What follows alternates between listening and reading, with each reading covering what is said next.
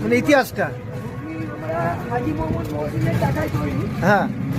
হাজি মোহাম্মদ মহসিন মারা গেছেন 1814 খ্রিস্টাব্দে। আচ্ছা।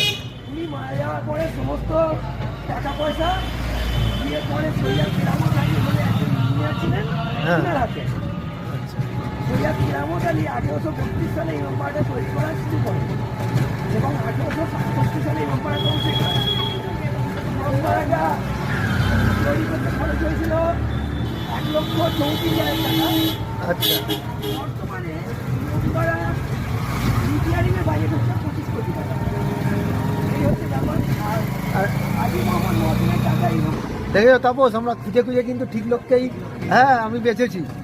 হ্যাঁ, এইটাই তুমি অন্য কাউকে নিয়ে আসতে, তাহলে কিন্তু উনি এত কিছু জানতো না।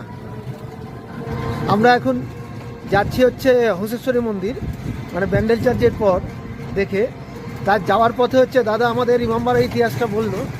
এরকম মানে আমাদের না অজানা অনেক ইতিহাস দাদা বলবেন এই ব্যান্ডেলের সম্বন্ধে।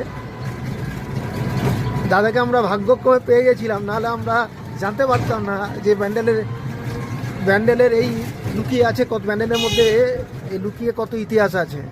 আমি একজন আদর্শ বাঙালি ধরতে পারেছি। হ্যাঁ, একদম আদর্শ বাঙালি। বাঙালি বলতে যা বোঝায় দাদা।